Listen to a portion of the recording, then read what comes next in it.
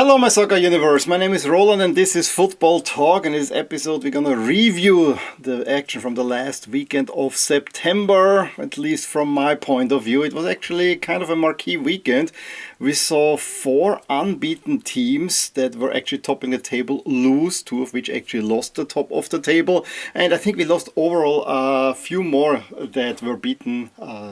Table toppers were also taken down, although this early in the season this is not that remarkable. However, having that many unbeaten teams getting beaten for the first time, and sometimes really resoundingly so, is something really interesting, and definitely a trend that we saw over this weekend. There were actually quite a few interesting games, I gotta say.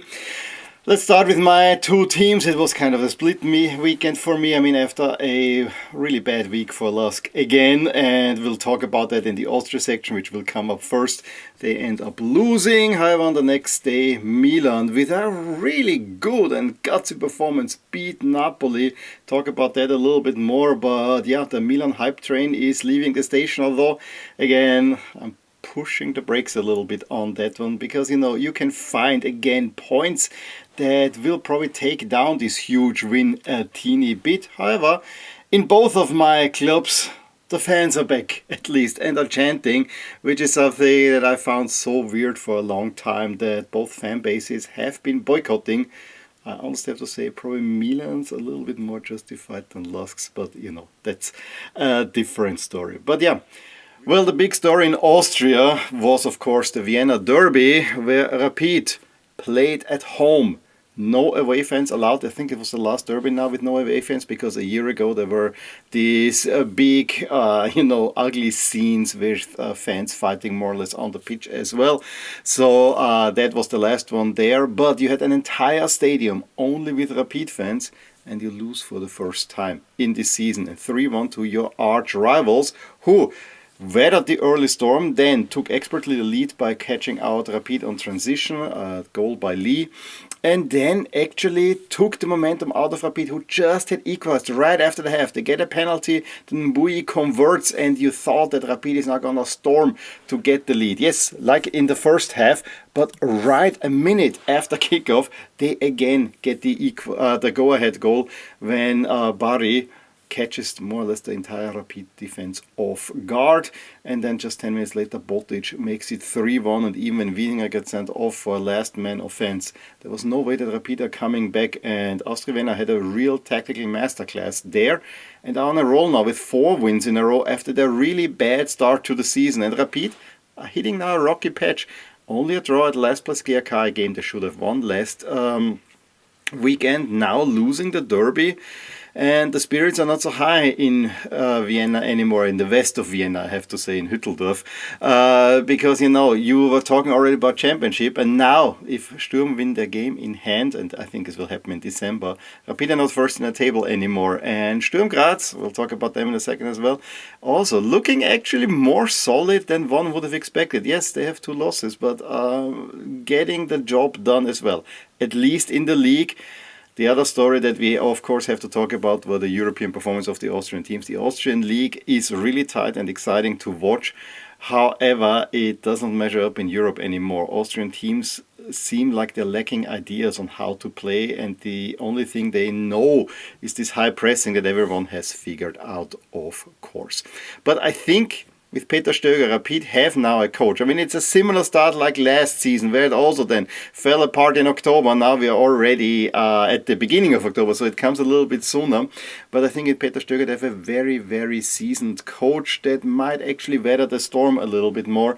And I always felt that these talks about the championship were a little bit overblown. But Rapid have a really good squad. And yes, in September and August they were the best team in Austria.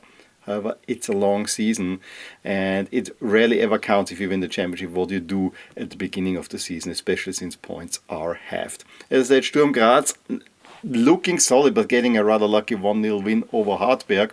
But for me, the biggest story is, of course, what happened to LASK. The story broke right when I was editing the last episode, the last weekend review episode, and then I only mentioned in passing on the Friday episode. LASK coach Sacramento stepped down after winning the derby because there was a bust up in the, there was a chat a message in the chat from one of the Portuguese staff members that should only have reached the other Portuguese staff members, but reached all the staff members, and it was kind of offensive to the Austrian staff members. The club had to let go of that assistant coach because of that. We don't really know what's happening. Then out of loyalty, Joao Sacramento stepped down. And this doesn't make sense from any point of view. And again, there's no consistency with LASK. You have to wonder, why do you hire a manager that has so little loyalty to his job? I mean, he has been assistant all his life. Now he is not hanging on to his first head coaching job, and yes, it was a little bit not a good start. It was absolutely not a good start, but at least you had the derby win. There was some positive energy coming. No, nothing like that. And the rumors are that Jose Mourinho at Benfica is calling. You have been my assistant at Spurs and so on. Could you come again? Or at Roma even as well. So it just leaves a sour taste. And now Richa is taking over again, and LASK had a really tough game in Wolfsburg, which they ended up losing, so another loss, and only 11th place because the other rivals, Blau-Weiß Linz again won. So the entire effect of the derby already gone, which really annoys me. The game itself, I have to say, they didn't play that badly, but you could see that Wolfsburg had the second gear. And then, insult to injury, Renner, who has playing so long for LASK and was, I don't want to say a legend, but a well-liked player.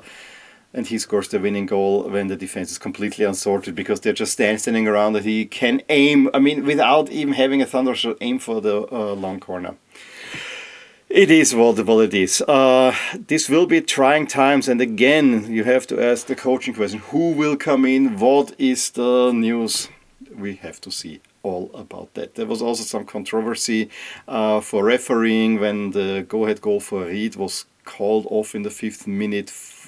And now it has been confirmed this goal should have stood. I'm of two minds. On one side, I don't want Reed to really pull away because I really want LASK to be the best team from Upper Austria. But on the other side, GRK is only 1 point behind LASK, and GRK have not won a game, but they only have lost 3. But they only played draws, so it also doesn't look good.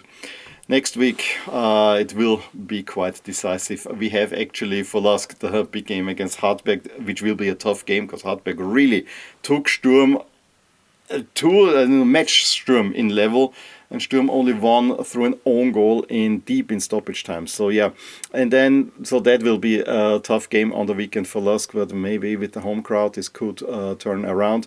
But there's also the big game between Salzburg and Rapid, and that will tell us a little bit because all of them play in the midweek in Europe as well, and maybe this is a good opportunity to bounce back for Rapid. For the big international section, I actually have decided I'm gonna just stay with the Milan shirt because it feels so good to have Milan back and Milan back on top. But I wanna actually start this segment for once in La Liga. Last weekend I told you that I've not been too much into this La Liga season, and while that might still be true, I think we had the best matchup of them all on Saturday in La Liga with Atletico taking on Real Madrid, and what a game that was, a result that was. Atletico 5, Real Madrid 2. They score 5, and in Spain this is a huge thing because that's the manita. Yes, you concede 2, and technically you had bigger wins against Real Madrid. I think there was a 4-0 not too long ago, still at the Vicente Calderon, but scoring 5 against Real Madrid, your in a way bogey team, especially in the Champions League, must have really felt well, and honestly, Atletico were fully deserving of that one. Real Madrid, you have to have a line of questions. Why is Jude Bellingham playing exactly in the derby for the first time against Atleti coming back from his injury? That seemed a little bit off, to be honest. And also, Dean Huysen on the back did not have a good game, and it was only a consequence that Lenormand in the 14th minute gave Atleti the lead, and they almost doubled it up, but it was a clear handball goal. And a little bit out of nowhere, Arda Güler finds Mbappe, and it's 1-1, and then 11 minutes later, Vini Jr. again nicely assists Güler, and in the 36th minute, Real Madrid have a 2-1 lead, totally against the run of play. However, Atletico Madrid for once do not give up, because it would have been easy to fold right there. However, then there was the handball goal that I mentioned before, but Sørloth then gets the equalizer, a really nice header just before half-time, and this was then crucial. Right after half, they get a penalty, Julian Alvarez converts that one 3-2, and then with a beautiful free kick in the 63rd minute, he makes it 4-2, and that more or less settles the game. I mean, Real Madrid were absolutely rattled after that one, and late on Griezmann actually makes it 5, and huge celebrations. And Atletico Madrid, when you were 2-1 down, you were 12 points behind Real Madrid. You did not have a good start to the season. With this win, I'm not sure if we can call you back in the title race. That is a little bit too early for my liking, and last season they had a similar position, but at least you are getting back on track, and maybe this will give you a boost for the Champions League. This might actually be the target that Simeone is aiming for. Few other notable results in La Liga. We had the Champions League duel between Villarreal and Athletic Club. We had the two teams that no one is talking about when we talk about Spanish teams, with Molero scoring the winner for Villarreal. Athletic Club having also kind of a so-and-so start, but I think Villarreal at the moment is doing really well. And Barcelona also had a little bit of a hard time beating Real Sociedad 2-1. Not a good weekend for the Basques. Alaves also losing at Mallorca. That doesn't sound good, to be honest. Odriozola gave actually Real Sociedad the lead. Yes, Barça were the better team, and Condé fully deservedly got them the equalizer in the 43rd minute. A Rashford assist in there as well. And then Lamine Yamal comes on, and within a few minutes he assists Lewandowski for the go-ahead goal. And then, there was a luck in there. Real Sociedad hit once the crossbar, but also Barça did. I actually thought that Barca were probably closer to the 3-1 than the Real Sociedad to the equalizer. It will be a tough season for Real Sociedad, that much is for certain. I also want to make a shout out to the Seville teams. Sevilla actually went to Rayo, beating them 1-0. Sevilla a little bit on a run of sorts in a team that has tons of trouble off the pitch. And also Betis beating Osasuna 2-0 is probably a remarkable result. The Monday game has been postponed due to torrential rain, and you know what happened last year in Valencia, so I think it was a good thing that this has been postponed against Real Oviedo. It will be played Tuesday evening, if conditions allow. La Liga relatively slow in adapting there. Okay, and now let's get to Serie A and the big match on Sunday evening between Milan and Napoli. It was billed as a pre-season title decider, one of the most stupidest titles that I've ever heard, because, after 5 games in, we don't even know how the seasons for this team will be developing. And, title decider Napoli didn't have the central defense ready to play, so Conte gave 2 debuts, and Milan really took care of that. I mean, early on, Pulisic gets the ball midfield and just keeps it in play, goes past the defender and finds Salamakers on the other side, makes it 1-0 in the 3rd minute already, and he would have even the option of Santi Jimenez. So, it was rather wide open how Napoli were torn open, and it was the game where Allegri decided, we'll give Napoli the ball and we hit them on the counter-attack when we need to. And Milan were clinically there. Yes, there were some nervy moments in there. Maignan had to make a few saves, especially then later on as well. And I think if this would have gone 1-1 into half-time, would not have been the wrong result, honestly. However, Milan again had a pretty big chance through Fofana, who again skies it, as he usually does. How he actually kept the ball low against Udinese is still a little bit beyond me, but I was happy that he got that goal. And then it was a brilliant run from Strahinja Pavlovic, of all players, on the left side. He plays it over to Fofana, who taps it over to Pulisic into the net via deflection at 31st minute. 2-0 Milan. At that moment I felt really, really confident already, and the stadium was really booming, and everything was there. As I said, fans also are back, and it was now time to hold on. And the second half was an Allegri masterclass, even though things initially didn't really go in Napoli's and Milan. Didn't really go in Milan's favor.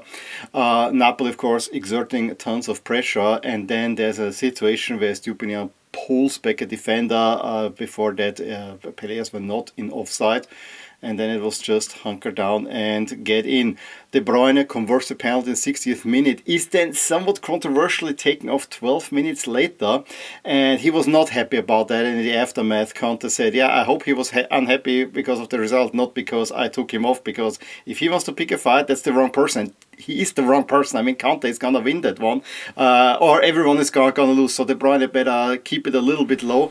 And I have to say, the players that Conte brought on actually did stuff. I mean, Luka was a little bit better than Højlund, not much, but it was especially David Neres who came on, who was a real threat. Noah Lang didn't do much. Elif Elmas was a little bit causing trouble to the Milan defense, but honestly, they saw this out quite well. And I have to mention another guy that played out of his mind, and that's Luka Modric. At 40 years old, he's not only controlling from the defensive midfield position like a Pirlo and pinging the passes forward, and he barely ever misses. I mean, he missed one pass, I think, in the 80th minute or so. So really, really interesting stuff statistically. He actually leads almost all the passing statistics in Serie A currently at 40 plus interceptions, plus pressures. And I saw this late on. I mean, he is really foreseeing where players want to put the ball, and he's intercepting it.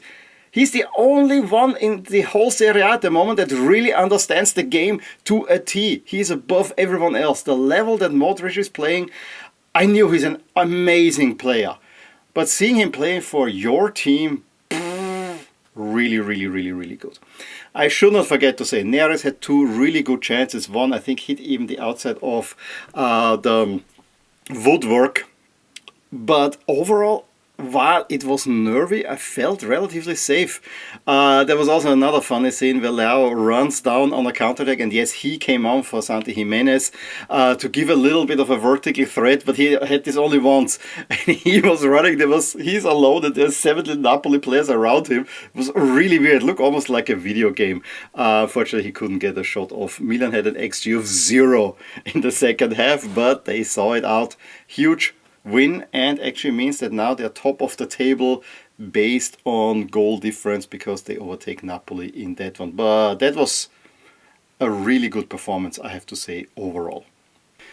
For Serie A, I also want to run through the other results, as it's the league that I'm following closely. Basquerotti saves Cremonese, who is still unbeaten. They're only one of 3 unbeaten teams in Serie A, and none of them are in the top 3. That actually is a nice statistics, I gotta say. Como, I'm not sure. I mean, we hear about Nico Pass and how great he is, but then on the other side, they are really not on a roll at the moment, and that is, again, points dropped for them. Then we had the other big game in the league between Juve and Atalanta, and again, jersey matchup. Both teams playing in awful jersey. Juve in their away jersey at home. What does that make sense? And what Atalanta was playing in, absolutely horrific. But at least Suleimana's opening goal just before halftime was one of the best goals that I've seen this season so far. And Atalanta really deserved it. Juve did not play well in that one. Yes, they get an equalizer in the 78th minute, but at that time Atalanta should have led. Then Derone is sent off. Atalanta holding on at that point, but I think getting at least a point out of that one was the right result, I also gotta say.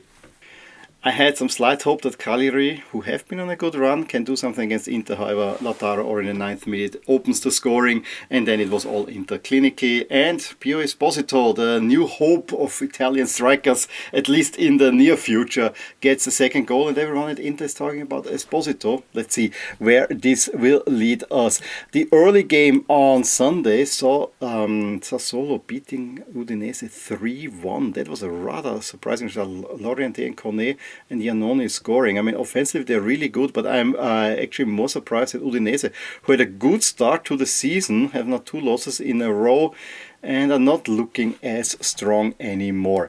The traditional 3 o'clock fixtures, there was one between Roma and Verona, and yes, the final score says 2-0 for Roma. However, Verona should have gotten something out there. They had plenty of chances. Yes, Dovbyk scores early and Mathieu Soulé late on, but those were almost Roma's only chances. There was a really good start by Verona, who have not picked up the points yet. They have yet to win, but actually what I saw is quite positive. Roma, though, it is shithousery at the moment what they are doing. So really interesting how Gasperini is from this beautiful manager at Atalanta suddenly. Yeah, let's keep it tight and let's be defensively. Well, maybe the Italian league is going back to its roots for more defensive stuff. I'm not sure if that's actually what you want to promote, but you know, it is Italy. Then we had the Tuscan derby back after years between Pisa and Fiorentina. It ends 0-0. However, there were overall 3 disallowed goals. I think 2 for Fiorentina and 1 really nice one for Pisa. So in the end, it's 0-0. And yeah, not much. Fiorentina in real trouble at the moment. Also have not won yet. Same record as Hellas Verona. And Pioli is already under pressure. And I didn't expect that. They better get a result now in midweek. And let's see where this will lead forward, because they soon also have to go to Milan as well. The game between Lecce and Bologna. I mean, Lecce also did not play well. I mean, they're last place in the table, but they had a 1-0 lead. And only an Orsolini penalty just before halftime got Bologna back in the lead. Level on terms, and I always felt that Lecce is slightly better. Then Odgaard gives them the lead, and very late on, the Loni signing in a way, Camarda from Milan scores his first Serie A goal in stoppage time to salvage a point for Lecce. So that was a pretty big moment as well. And then the Monday matches, Torino may have been the better team, especially in the first half. However, it was Parma who took the lead through Pellegrino penalty.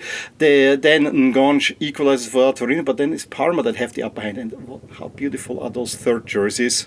Helicopter, if you hear it.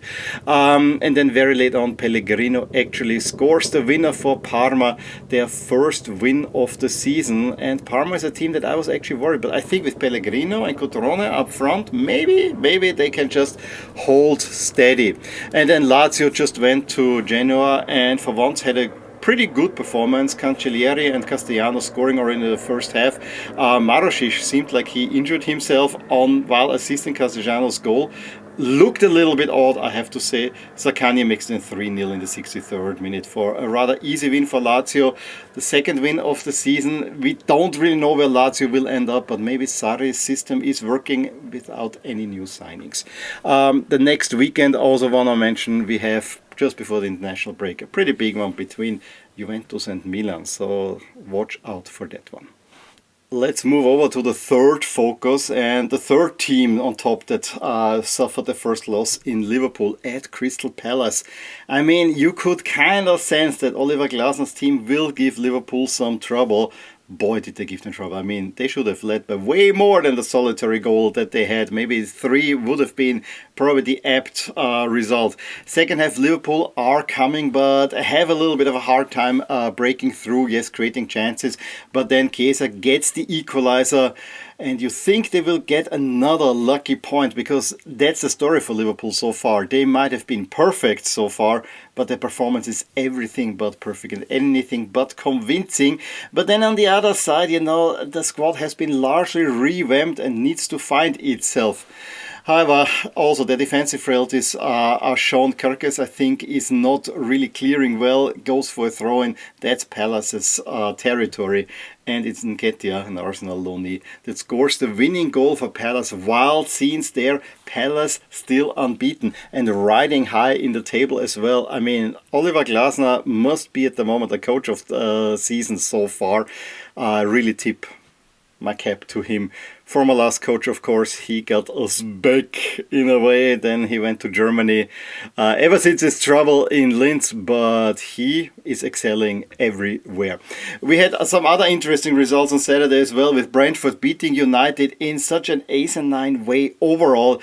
United cannot defend long balls, and every time you see the goals, you think everything is under control until it's not. United, absolute mess. Brentford winning there, and it's not even a surprise anymore.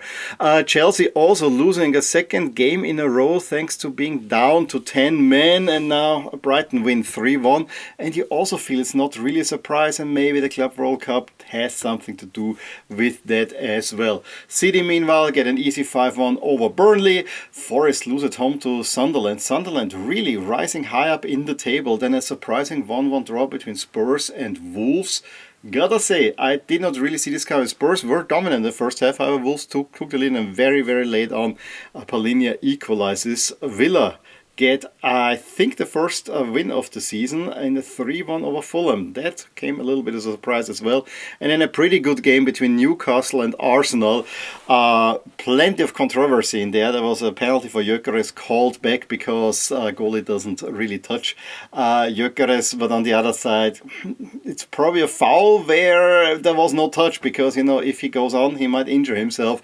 But, if you look at it on the replay, I can definitely see why it was called back. There were some other cases, whatever. There was also nice stuff between Gabriel and Woltemade, with Gabriel more or less assaulting Woltemade without really assaulting him. So there was some needle, and there's anyway some needle between these two teams. Very much an up and down game. Newcastle had the lead through Woltemade, a header, which is something he's only done twice in Stuttgart, now already twice in Newcastle shirt. But Arsenal turned around with, I think it was Merino getting the equalizer, and then in the stoppage time, Gabriel gets the winning goal. And that's a huge win for Arsenal, because for once they actually take advantage of a frailty of an opponent like Liverpool, which they couldn't do last season. And Arsenal may have had a slower start, but yeah, deal another blow. Newcastle now losing late to Liverpool, losing late to Arsenal. But I think this is an Arsenal team that's starting to feel itself slowly. And then I saw my first game in the new stadium of Everton yesterday. I mean, not really, because I was working a whole lot, but it ends in a 1-1 draw against West Ham. Rather disappointing result overall. For the remaining 3 leagues, I'm going rather quickly through them, because honestly I didn't watch too much. I mean, I saw Bayern's 4-0 over Werder Bremen playing in the Oktoberfest jersey, which looks decent, but of course the fans do not like it at all because it's not red. And yes, Bayern should play red at home. Did not have any trouble with Werder Bremen overall, and Harry Kane is on a score sheet, gets his 100th goal for Bayern. He's the fastest to 100 goals for a club overall. So a pretty impressive result, and they're still talking succession for Harry Kane already, but he is at the moment the star for Bayern. Dortmund is the only one keeping really up for them. Leverkusen bounced back with a 2-1 at St. Pauli. Then we had Leipzig beating Wolfsburg 1-0 away from home, slowly picking themselves up from this heavy opening day defeat. But the craziest game had to be Gladbach 4, Frankfurt 6. And this was the most boring way that you could have a 4-6, because Frankfurt led 5-0 at the half time, scores a 6th one right after the half, and there were some beautiful goals in there as well. Then they probably should have had a penalty, but the referee decided, had some mercy on Gladbach, and then Gladbach put back 4. Frankfurt is probably one of the funnest teams to watch at the moment, because they score a whole lot, but they also concede a whole lot. I think they have 41 goals in their 6 games so far. So really, really crazy stuff. So yeah, if you have a chance, watch Eintracht Frankfurt. You will always have fun with them. And they play next weekend against Bayern Munich. So I expect a heavy defeat, to be honest, because Bayern is so good. But if there's one place that Bayern have been faltering as of late, it's actually Frankfurt. So this might definitely be one that should be on your watch list. It will definitely be on mine, although I have to see how this will square with Austrian Bundesliga and all that kind of stuff. I have not decided yet on that, but it's definitely a game I would like to see. Freiburg play 1-1 against Hoffenheim. Stuttgart more or less steal 3 points at Köln. Köln had an early lead, but Stuttgart immediately hit them on the counter, and then Union Berlin and HSV only a 0-0 draw. Over in France, league leaders Monaco lose 3-1 at Lorient. Another pretty bad showing by them. At the moment, they are not hitting right. Ever since they lost the Champions League, they're a little bit so and so. They were table toppers though. Now they're still towards the top of the table, but their PSG take that back with another, kind of injury-ridden squad. They beat Auxerre 2-0. Nothing really to talk home about, and ahead of the big clash with Barcelona. This is a PSG team not in good form so far. That might come later. Again, Club World Cup.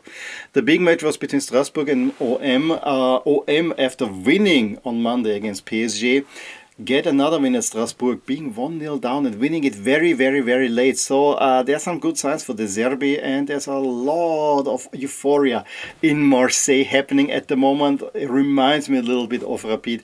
I still think that Marseille is at most competing for a second spot again. Brest get the first win of the season. We actually love them a lot since last season. Lille should have won against Lyon. Lyon basically had one chance and scored one goal. A little bit what they did to Utrecht in the midweek, but this is Fonseca ball at the moment, and Fonseca will be soon back. And then Rennes against Lens. Rennes also should have had plenty goals, but Lens hold on for the 0-0 draw.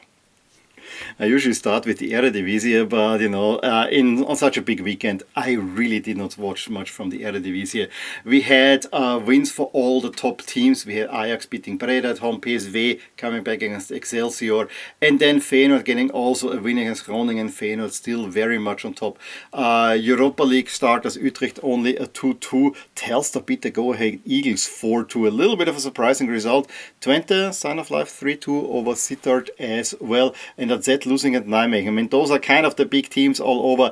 It really seems like it's a case for the big three in the Netherlands. Feyenoord leading with 19 points, ahead of PSV with 16 and Ajax with 15. You would still favor PSV very much so. Nijmegen having a pretty good start so far. And, we'll see where it will go. I personally would love if Feyenoord could make another run, but it would be really exciting to have a triple race for the title, especially going to the last match day. But I repeat myself, for me PSV have to be considered the clear favorites in the Netherlands. And it's a very similar story in Portugal, where the top three teams are all winning. We had Benfica getting a home win now this time after the midweek draw that was not very lucky. Under Mourinho, 2-1 over Gil Vicente. We had Sporting going to Estoril. I actually saw a little bit of that game, winning 1-0 away from home. And then Porto yesterday evening going to Arouca. I should have led probably by 2 or 3 at half time. I had a goal disallowed, and they go down to 10 men and still score 3 more. So Porto at the moment hitting the next level. I mean, it's Faraoli. Very, very cool signing, I have to say, by Porto. And I think Porto will be a threat this season, which is something they didn't have last season. And some really nice jerseys to boot as well. But we also had 2 rather surprising results in Vitoria, who had a horrible start, losing 2-0 at newly promoted Alverca, and Brago losing at home to Nacional. Also didn't really expect that at all. Well, this was a pretty big weekend to summarize, and we have now midweek action. We have Champions League, Europa League and Conference League, and yes, I've already shot the Conference League preview, but still need to edit it. I hope I get to it in the evening today, but I really hope I can get it out the latest Thursday in the morning, but you never know how things will work out for me. In any case, this ends this episode. If you liked it, please give me the thumbs up or write a nice review. This all helps grow the channel. What helps even more is if you like this episode, please tell a friend about it, because more people means I have more resources to actually keep on making these videos as well. Also, drop a line below which result did you like best on the past weekend, and yes, always I will talk to you soon about more things in my soccer universe. Bye.